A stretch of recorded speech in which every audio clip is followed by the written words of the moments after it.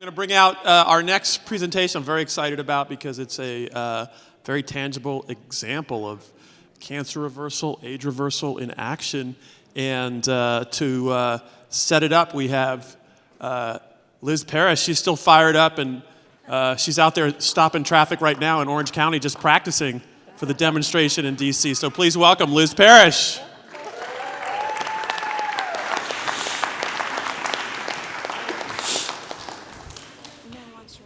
Hello. There you can, now you can.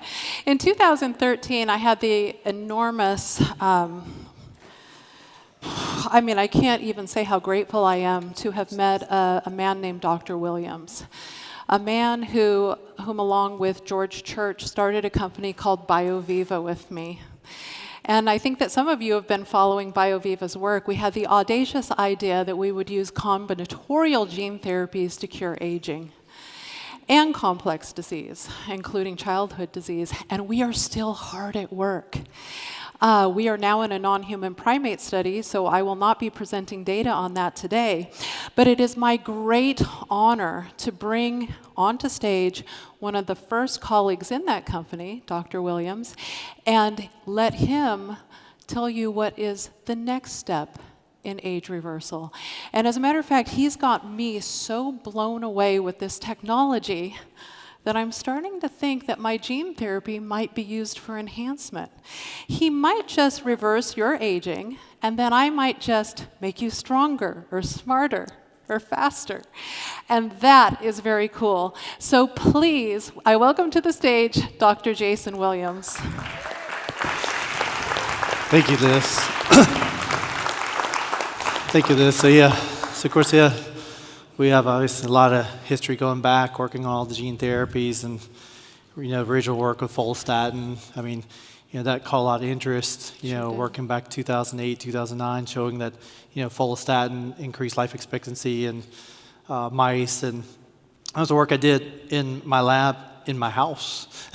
Sure. A lot of people don't know that. We did that work in my house, and so genetically engineer that. I worked in gene therapies going back from the mid to early 90s, particularly adenos and adeno-associated viruses. My main focus is in cancer. I think that most people know that that's really my heart. My grandmother died of cancer, and so really wanted to try to fix that problem. And I thought clearly we have to fix the cancer problem if we're going to be able to live long. But the thing that was really interesting is that as I started working more and more on this, I started seeing the similarities. I was, staying in my cancer world, but then, looking at the anti-aging side and seeing that they're a little bit the same. That's right.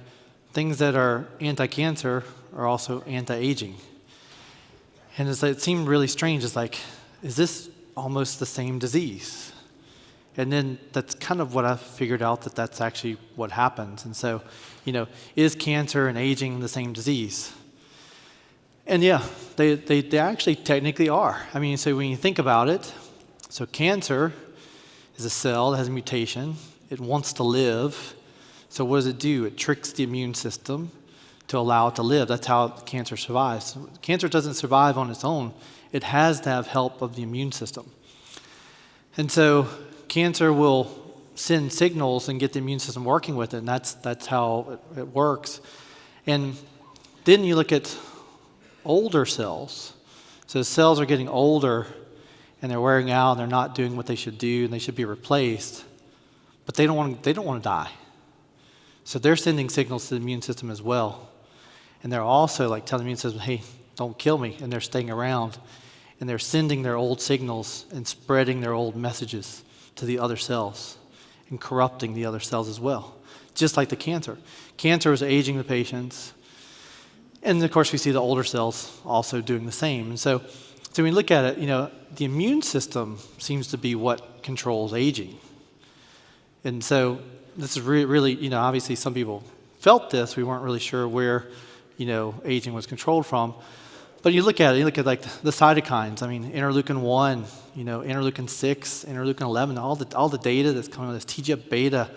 All these things where these cytokines are playing a major role in aging. They're causing the aging process. And so So when we see that we're using drugs that we're treating cancer, then we see that the patients are actually getting younger. And that's what we were finding. We treat their cancer, and then the patients get younger. Now that was really interesting, because of course, like, most cancer therapies were not designed that way. Most cancer therapies are that the cells are old. Let's make them older and die. Let's give them chemo, let's give them radiation so they get older and they die. And that's the standard treatment. It's not to make them younger. So it was the wrong way.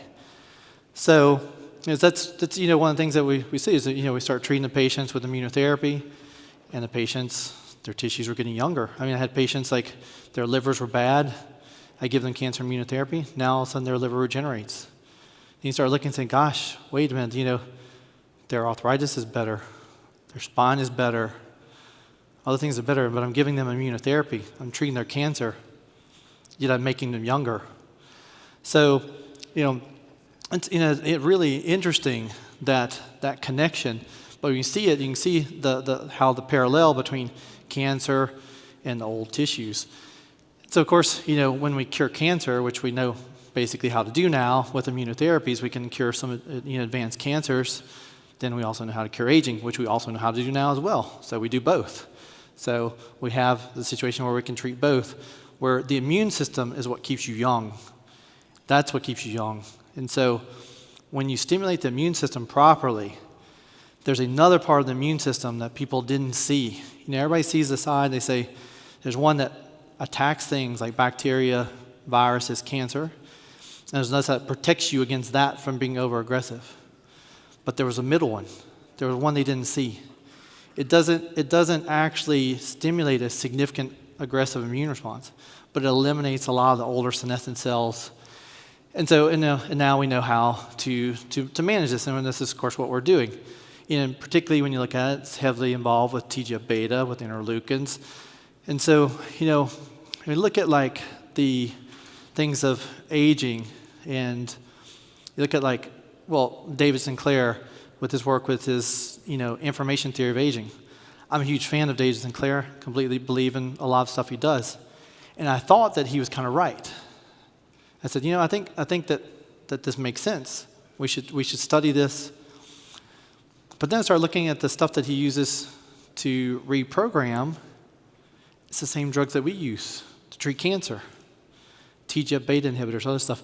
I started seeing it as like, these are the same drugs. It's the same thing. So then, of course, I studied this and found out that this is true, was that we could take people and we could treat them, and we could treat their immune system, not activating the genes, not activating Yamanaki factors as people thought, but affecting only the immune system, and they still got younger. So you replace the drugs. So instead of using something like where it would activate SOX2, which I might think is being one part of the thing, you do a TGF-beta inhibitor, and it still works. You don't need that. And the other part is that once you start the process going, the immune system takes over. You don't have to keep giving the people the drugs. They get younger and younger by themselves. The immune system takes over and does it. And that's what we're seeing. But you look at like treatments for cancer. So, obviously TGF-beta inhibition, it's an area, it's amazing. I mean, TGF-beta was first discovered in the late 70s, was really kind of ignored, but everybody's looking out of context. I mean, you have to look at this as a whole system with an immune system. Everybody's looking at cells. Like, what does it do with a cell? That's not the same. What does it do with the whole body? How does it interact with the whole body? And that's why they missed it. So then, of course, the gut microbiome. I mean, look at this, like, we use the gut microbiome a lot to treat cancer, to enhance the immune response. You can take a gut microbiome from a patient who's younger, transfer it to a patient who's older, and you will see age reversal. That's been shown. So, of course, cytokines, manipulating the cytokines. Well, interleukin-1. Interleukin-1, inhibiting interleukin-1 with the drug anakinra was more anti-aging than doing blood transfer from from young blood to old blood. The same studies. That's where the real factors were. they're in the interleukins. And then the HDACs are, immune enhancing. They open up the DNA, allow for different reading. And so certainly these things were kind of ignored, but they were seen to be very anti-cancer. And it was surprising that you start looking at these things together and you start seeing all the different anti-aging process. And then you start looking, where's the data? Well, then you check it out. TGF-beta, regular aging, right? Gut microbiome, aging. Interleukin-1, aging. HDAC, aging. All cancer treatments, all anti-aging. It's the same disease. Cancer and aging are the same disease. They're a little bit different. The cancer has some mutations that makes it want to do things, but it wants to live. Old cells want to live. It's the same thing. So when you alert the immune system to attack these, which you can do, which you understand how to do now, then it makes the person younger. So, why do we age? I mean, you have all the DNA that when you're a baby. I could clone you. I could make a baby of any person. So why do we age? What happens? I mean, we obviously have things with methylation and those parts, and there's definitely some things there that are integrated with it, and we don't fully understand yet, but I think we're getting there. But we do understand enough now to manipulate it and to make it work. So, as you can see, we have all the pieces of the puzzle there. I mean, we can reverse aging with immunotherapies. The reprogramming is immunotherapies. These are all immune agents. It's the immune system that keeps you young. So cancer, to protect itself, it tricks the immune system to allow it to live. The old cells are doing the same thing. And so that's, kind of what we've seen. And that's the similarities between cancer and aging. And it's really, astounding that they are basically the same disease, and the treatments are the same, and the responses are the same, and that's what we're finding. I can show cases. I didn't have the final image there, but this is a case. This is actually my mother. I don't know where my mother's at, but so she's here, and so I treated her spine. So I actually have the MRI that we did last night. Unfortunately, it's not on here, but the CT scan is a scan on the left. That's from August 2022. The MRI is from April of this year. Before you can see bone on bone, no disc. Now you see the disc coming back, and so we're reversing the process. We're aging it in reverse. Yeah. And so we figured it out. We figured out with a combination, and it's immunotherapies, and it's the immune system. The immune system will make you young. It will take you back young again. To what state, it's hard to say. I mean, but we think that everybody could basically be, in their 20s. And really, we never needed to age. If you treat people early and keep their immune system alert, they don't need to get old. That wouldn't happen. You can stop it. You can stop the whole process. And that's what we figured out. So I really like this movie, In Time. It's a movie, and they say, in the scene, he says, it's an interesting time we live in. He's telling this guy who's there, who's interested in his daughter, he's like, you don't know if she's my mother-in-law, wife, daughter. Hey, look, my wife's over there, my mother. In a couple of years, you won't know who's who, because we've got it all figured out. Thank you. Wow.